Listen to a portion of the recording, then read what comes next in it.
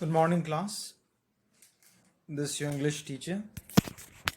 Today I have decided to take up the 8th lesson of English supplementary text with the lesson named Jalebi. The word Jalebi, as you all are well aware, is an Indian sweet, which is of this shape, as you can see clearly. The shape of Jalebi looks something like this, as it is shown, round and round at quills.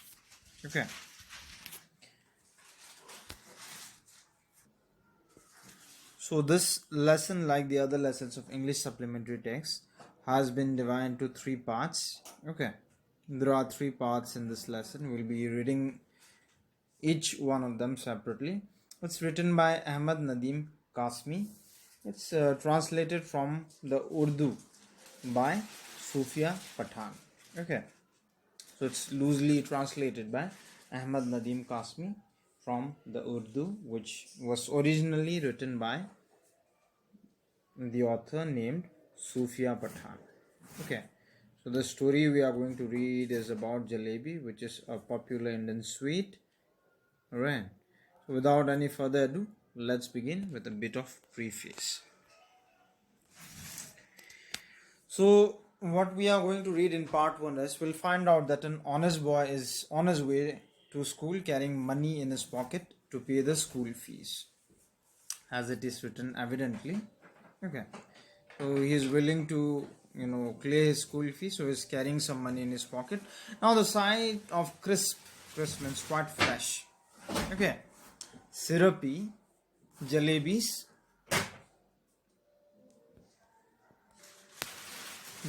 in the market.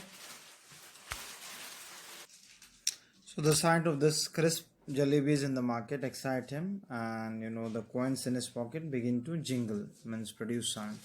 So after a long debate with himself, means he speaks with himself, because this money actually was meant for his school fees. What he does is he yields to the sweet temptation. He's tempted to buy sweet, isn't it? So he gives in to his temptation and ends up buying the sweet.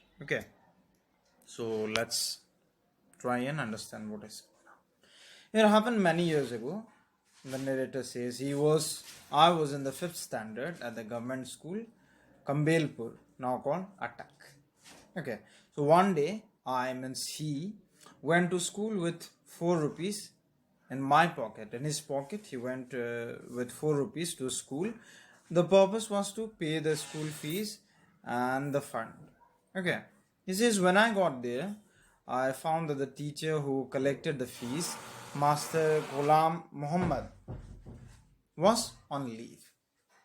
So apparently when he reaches school, what does he find? The master, the teacher who used to collect fee. Back then things used to be different. The teacher who used to collect fee by the name Ghulam Muhammad, what went wrong with him? He was absent on that day. He was on a leave, so the fees would be collected by the next day. So all through the day, the coins simply were kept in his pocket. He says the coins simply sat in my pocket. But once the school got over and I was outside, they begin to speak. They begin to speak means there will be temptation. There will be some temptation and he'll feel like spending them. In what way? Let's find out. Alright. Coins don't talk, he says. They jingle or go khanak khanak, the sound. But he says, I'm telling you, that day they actually spoke. How did they spoke?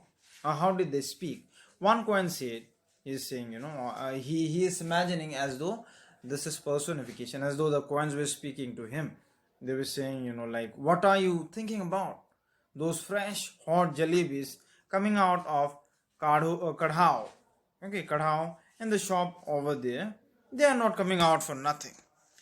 Jalebis are meant to be eaten, and only those with money in their pocket can eat them. And money isn't for nothing. Money is meant to be spent, and only spend it who like jalebis. So it appeared to him as though the coins in his pocket were giving him instruction to, have a go at the jalebis. Okay, so we have learned what like kanak kanak means jingling. Jalebis are those syrupy Indian sweets. Like I said, kadhao is a large open pot for cooking or boiling. Okay, so this young boy, as we have seen, is tempted to buy jalebi. Now what will happen? Let's read further and try to understand. Look here, you 4 rupees, I said to them. I'm a good boy, don't misguide me, or it won't be good for you. Okay, so he was speaking back to them. He said, he told them that he was a good boy and, he won't be spending them on getting jalebi. I get so much at home that I consider even looking at something in the bazaar a sin. He says, he gets plentiful at home, and the thought of buying something in the bazaar or market is a sin. In Hindi, it's paap. Okay. Beside, he says, you are my fees and fund money. If I spend you today, then how shall I show my face to Master Ghulam Muhammad in school tomorrow, and after that to Allah Mia at Qayamat? Okay, Allah Mia refers to this. Allah Mia is the God. Islam, people following Islam religion basically believe in. Okay, so he says, how would he face Allah Mia at Qayamat when something wrong happens, when he is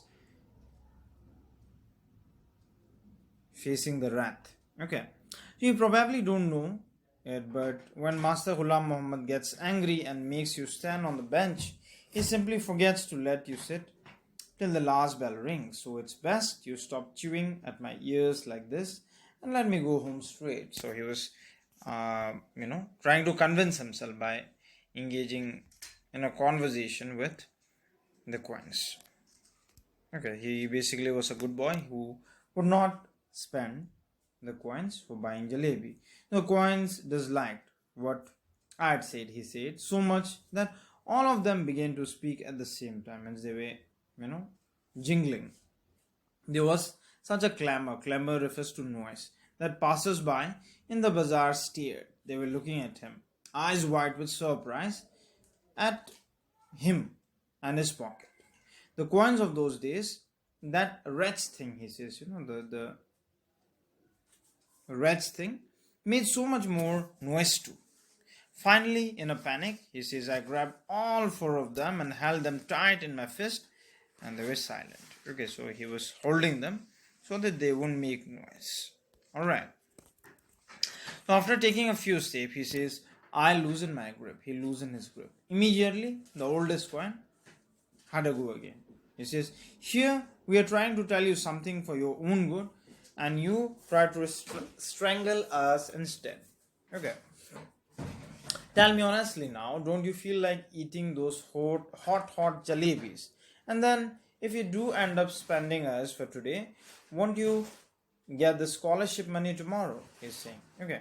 Sweets with the fees money, fees with the scholarship money, end of story. Kissa khatam, paisa hazam, he says. Okay. So, the coins were really trying to, let's say, convince him into buying sweets with them. Okay, because they were luring him that he will be getting scholarship money and then he could have fun with these things. In Hindi, there is this saying which goes like Kissa khatam paisa hazam. Okay, means you just go spend the money and then you will have a great time. What are you saying isn't right? He says, he replied, but it isn't that wrong either. Listen, stop blabbering and let me think. He says, now he is kind of convinced. He says, stop blabbering means making sound that is not clear. He says, I'm not a common sort of boy, but then these jalebis are no common sort of jalebis either. They are crisp, fresh, and full of sweet syrup. He's tempted. Okay. My mouth watered, the boy says, but I wasn't about to be swept away so easily. In school, I was among the most promising students. In the 4th standard exam, I even won a scholarship of 4 rupees a month. He had won a scholarship for his academic brilliance. Okay. He says, besides, I came from a particularly well-to-do family, so I enjoyed considerable prestige. Means he was not supposed to spend his money on buying jalebis, the school fees money. He says, I'd never once been beaten so far. On the contrary, Masterji had got me to beat the other boys. Okay, so he was never punished in the school. He used to rather punish the other boys. For a child of such status, standing there in the middle of the bazaar eating jalebis. No. Okay. It wasn't right. He decided. So he clenched the rupayas in his fist and he came home. Alright. So see, Kissa Khatam Peza Hazam means end of story. Literally, story ends, money disappears. Blabbering means talking confusedly. Prestige here refers to respect. Okay. So now the coins were so keen. They were so interested in making the boys spend the money that day that they kept up their attempts at persuasion. Okay, means to convince the boy till their voices began to choke. Means he would be clumping them. He says, I reached home and sat on the bed. They began to speak. I went inside to have lunch. They began to shriek, make sound. Thoroughly fed up, I rushed out of the house barefoot and ran towards the bazaar. Now he had given up. Okay, because the coins were making so much sound. Terrified I was, but quickly I told the halwai to weigh a whole rupee. Okay, he told the halwai to weigh a whole rupee worth of jalebis. His astonished look, astonished refers to surprised. Okay, his astonished look seemed to be asking where I had the handcart in which I would carry all those jalebis. So he was asking, do you have a handcart where you would be carrying all those jalebis? Those were inexpensive time. 1 rupee fetch more than 20 rupees does nowadays. See, 1 rupee was worth 20 rupees. So the halwai opened up a whole newspaper and heaped a pile of jalebis on it. So the boy had finally given up. Okay. So in the first part, what we have learned, there was this young boy, okay, who had around, let's say, 4 rupees, which he was supposed to pay as a school fee. But the day when he carried the money, his teacher by the name Ghulam Muhammad, who was supposed to collect the fee, was on a leave. So he thought he'd be paying the fee the next day. But then the coins wouldn't allow. They'll continuously pursue him to try and spend them on something else like buying jalebi. Okay.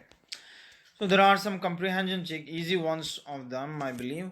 Why didn't he pay the school fees on the day? It's very simple, because his teacher was absent, right? What were the coins saying to him to spend them on buying those crisp jalebi? Do you think they were misguiding him? Of course they were kind of misguiding him, isn't it? Because the money was meant for his what? School fees, and they were not supposed to be spent on buying jalebis of sort, right? Then why didn't he take the coin's advice? Give 2 or 3 reasons. He didn't take the coin's advice. He had a few reasons for it. Firstly, he was a good boy who would not be spending the money meant for his education on something else. Secondly, he was a boy who belonged to a rather good family and he was well fed. So he did not have to stand in the middle of the market and munch on jalebis, according to him. Number 3.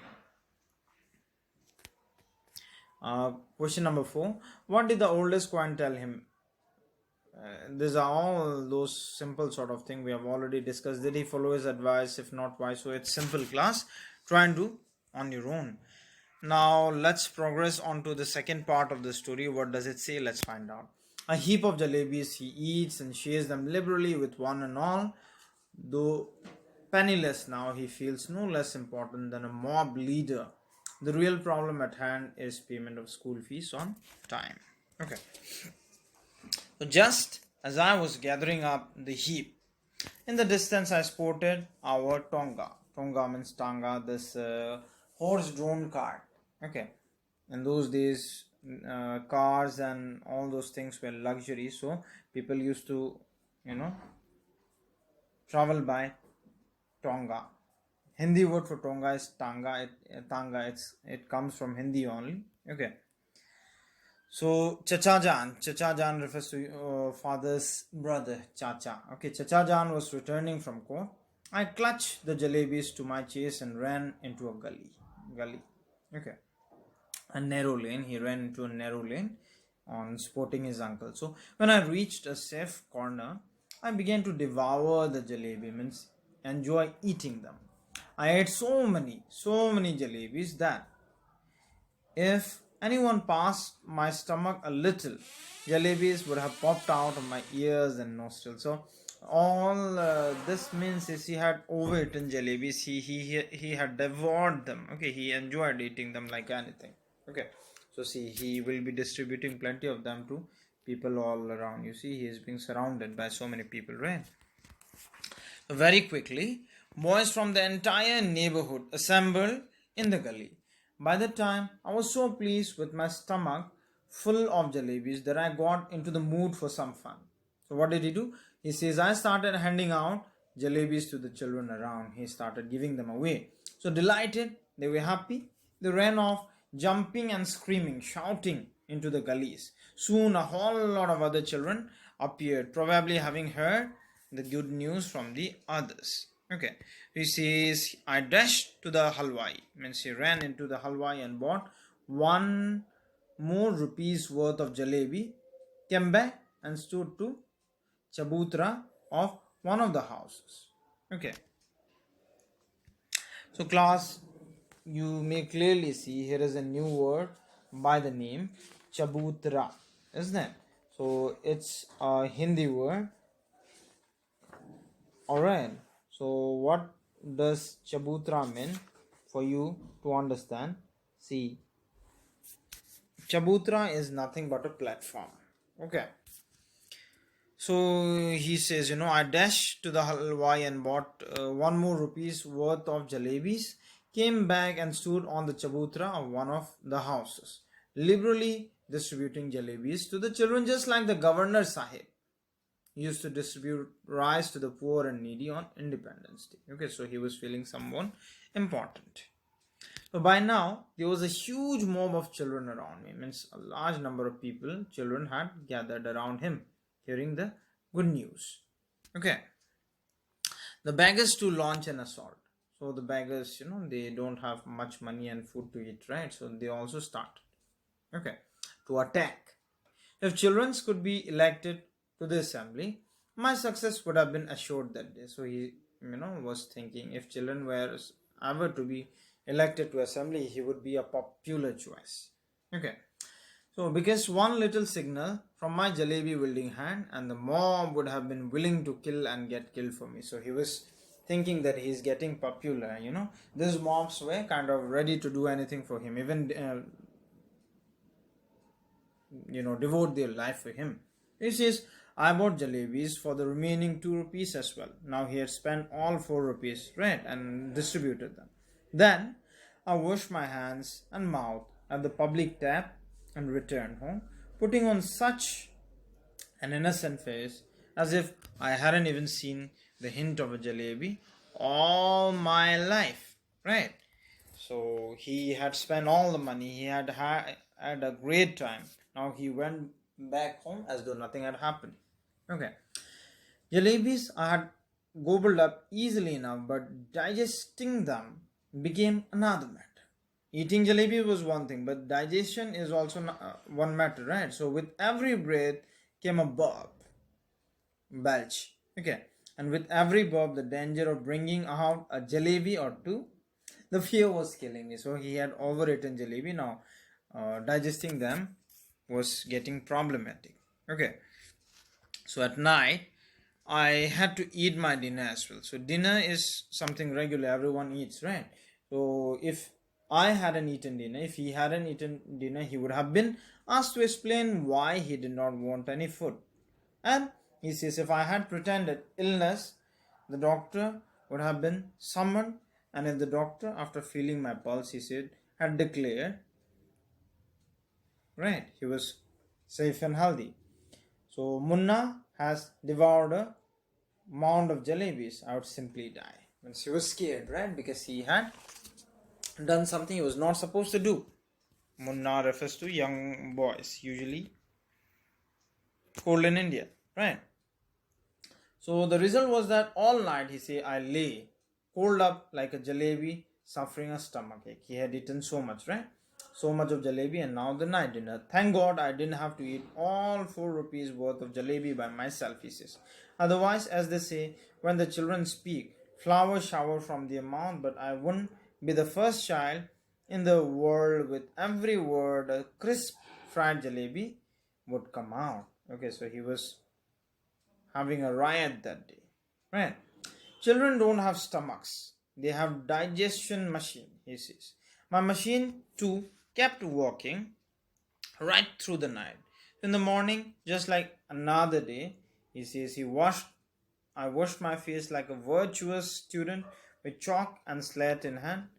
I washed my face and like a virtuous student with chalk and slate in my hand. See, in those days, this fancy notebooks, pen and pencil was not in existence. They used to write in chalk and slate, using chalk and slate. Okay, so he headed for school, holding all this thing. He says, I knew I would get the previous month's scholarship that day, and once I would get paid, and once I'd paid the fees with the amount, the jalebis would be completely digested, because now that fees were still due, right?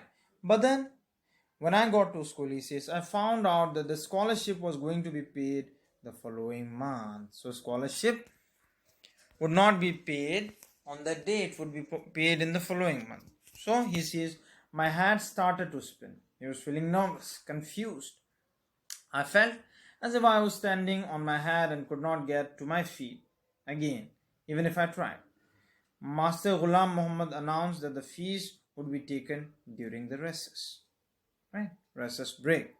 So when the recess bell rang, I tucked my bag under my arm and left the school and simply followed my nose, walking on and on. If no mountain or ocean blocked my path, I would have kept going till the earth ended and the sky began. And once I got there, I would say to Allah, Mia, just this once save me. Okay, means he was feeling bad. At recess, he started walking. Okay. Order a farishta to pass by. Farishta refers to angel. Okay, to pass by and drop just 4 rupees in my pocket. I promise I'll use them only to pay my fees and not to eat jalebi. So he was having a tough time now. Okay. You see, so I couldn't reach the point where the earth ended, but definitely reached the point where Kambelpur railway station began. Okay. Now he was feeling so scared he was about to run away. So the elders had warned him. The elders had warned me never to cross the railway tracks. Fine. The elders had also warned me that one must never eat sweets with one's fees money. How did this instruction escape my mind that day? I don't know. Right. So with this we come to conclusion of second part. What we have learnt in second part, the boy buys jalebis and then treats everyone. The following day he also learns that the school which was supposed to pay him his scholarship would not be paying the scholarship, and the same scholarship would be paid the next month, and as a result he was feeling tremendous pressure. He started walking and had reached the railway tracks. Now what would happen, we'll find out by reading the third part. Before that, there is this tiny comprehension check. What does it say? Why didn't he eat all the jalebis he had bought? Because he had eaten so much, he felt like he could not eat any more, right? So what did he do with the remaining jalebi? He distributed it among poor beggars and children in the gully. The fear was killing me. What was the fear? The fear, very simple, that he was not able to pay his fees. He would not be able to pay his fees as demanded by Master Ghulam, right? Children's stomach are like digestive machine. What do you understand by that? So he had great digestion the previous night he had digestion issue, but the following morning there was no issue as such. He was happy. So how did he plan to pay the fees next day? So next day he was sure that he'd be receiving the scholarship money, and with that money he'd be paying the school fee. So when it is time to pay the fee, what does he do? He just walks off as soon as the reseller's time starts, right? So how is he disobeying the elders by doing so? Because the elders told him never to cross the railway track or reach that far, right? So not listening to the elders is in a way disobeying them, right? So now let's read the third part, and the third part will find that he'll be regretful and scared and starts praying to God for monetary help. He makes matters look normal but prays harder than ever. The inevitable happens, though somewhere along the way he notices the divide between the fanciful and the factual. Okay. There was a shade giving tree beside the railway tracks. I sat under it and wondered whether there could possibly be a more unfortunate child than me in this world. When the coins had first created a racket in my pocket, the entire matter seemed so simple and straight. Right? So when the coins were jingling in his pocket, everything seemed so simple and so easy. He never felt that this is even going to create any kind of problem. It was like eat jalebis with the fees money and then pay the fees with the scholarship money. Everything seemed to work with the plan. He says, I thought that 2 and 2 added up to 4 and could never be 5. How was I to know that sometimes it added up as 5 as well? So this expression means he never contemplated anything would go wrong, because according to him, as soon as he gets the scholarship money, it would be good enough for him to pay the school fee. But then he was not receiving the scholarship money that day, and it created all sort of trouble for him. Okay. So had I known that I would get the scholarship the next month, I would have postponed my jalebi eating program to the next month as well. So he says, this is what he would have done. Now, for the crime of eating a few jalebis for the first time in my life, I was absent from school and crouching in the shade of a tree in deserted corner of the railway station, sitting there under the tree. At first, I felt like crying. So he was feeling very bad. He was sitting all alone under the shade of a deserted tree near the railway track, and he felt like crying by sitting here. Okay. So let's move on. Then I felt like laughing when it struck me that the tears I was shedding were not tears but the drops of jalebis here. So as a child, he was fantasizing all these things. Okay. He was feeling, the tears are not actual tears, but they are jalebi syrup, sweet ones. Okay. So from the jalebis, my thoughts went to the feast, and then from feast to Master Ghulam Muhammad's can. Can refers to stick. And from his can, I thought of God. So he closed his eyes and began to pray. He was feeling terrible. Okay. So how does he pray? He says, Allah Mia, I'm a very good boy. I've memorized the entire namaz. Prayer done by people of Islamic faith is called namaz. Okay. I even know the last 10 surahs of Quran by heart. Quran is the holy book of Islam, right? If you wish, I can recite the entire ayat al-Kursi for you now. The need of your devoted servant is only the fees money that I add at the jalebis with. So alright, I admit I made a mistake. So he's admitting before God, okay, that he made mistake, and he is also demanding money. He says, I didn't eat them all by myself though. I fed them to a whole lot of children too. But yes, it was a mistake, he admits. If I had known the scholarship money would be given next month, I would neither have eaten them nor fed them to the others. Now, you do one thing, just put 4 rupees in my bag. If there's a paisa more than 4 rupees, I'll be very displeased with you, unhappy. Okay. He says, I promise if I ever eat sweets with my fees money again, then let a thief's punishment be my punishment. Okay. So he is admitting that he had done wrong. Okay. So, Allah Mia, just this once help me out. There is no shortage of anything in your treasury, he says. Okay. He is praying directly to God. Even our chaprasi takes a whole lot of money home every month. And Allah ji, after all, I am the nephew of a big officer.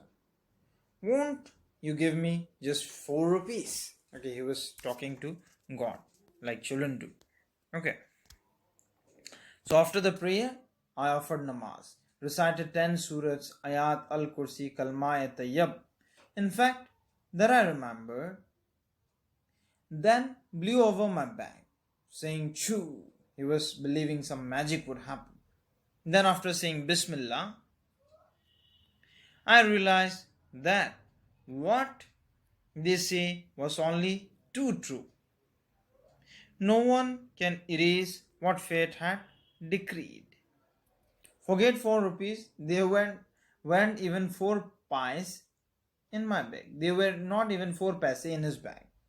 Just a few textbook and notebook, one pencil, one sharpener, one ID card, and my mamu had sent me the last Eid.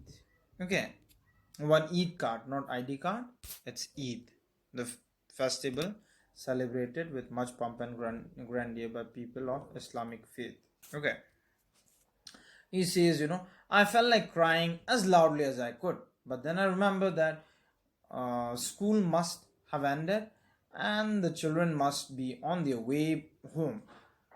Tired and defeated, I got up from there and walked to the bazaar and waited for school bell to ring, so that when the children came out, I too would walk home with them as if I had come straight from school. Okay, so he had adopted a different strategy.